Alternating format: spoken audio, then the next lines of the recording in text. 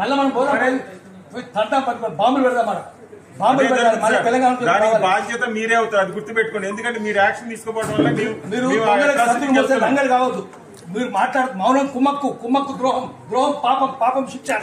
మీరు గుర్తుపెట్టుకోండి. Silence is connivance. మీరు మౌనంగా ఉన్నారంటే కుమ్మక్కైనట్టు.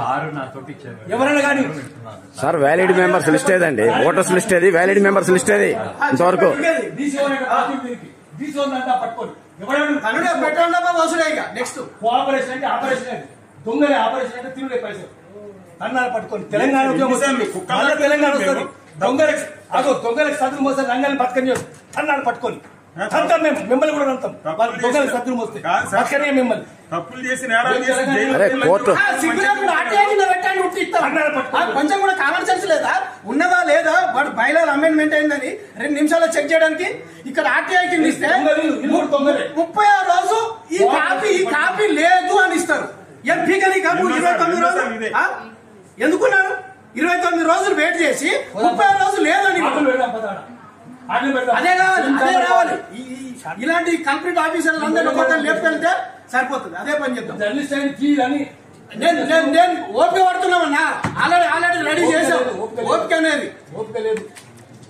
కోర్టు ఆర్డర్లు పట్టించుకోరు, గవర్నమెంట్ జీవోలు పట్టించుకోరు, అసలు ఏది పట్టించుకోరు, కోఆపరేటివ్ యాక్ట్ చేయించుకోరు. మంత్రి ఎవడాడు? కోఆపరేషన్ మినిస్టర్ తుమ్మల నాగేశ్వరరావు ఆంధ్రోడు గారు. ఆంధ్రోడు తెలంగాణ కాదాడు. అవును, దొంగాడు తుమ్మల నాగేశ్వరరావు.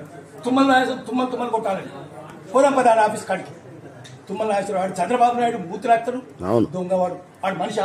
తెలంగాణలో ఇట్లా దొంగ ఇంత అరాచకం జరుగుతుంటే అసలు ఏం పట్టనట్టుగా హాయిగా టాపిక్ కూర్చుంటారు.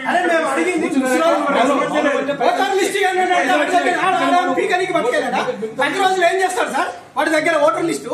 10 రోజులు ఏం తీస్తాడు? మేము రేపు 3 గంటలకు వస్తాం. మాకు అది ఓటర్ లిస్ట్ ఇవ్వకపోతే వచ్చి చెప్తున్నా చూడు. మీరు తీసుకో, మీరు చెప్పిన కారణం ఆయన అని ఆయన ఎడమకాలు చెప్పులని సేకరించి దండేసిపోదాం. చెప్పలు పోషకారే సాలేపు చెప్పండి. మీడియా పట్టుకొని వచ్చేసేస్తారు. చెప్తా ఆయన పేరేంది?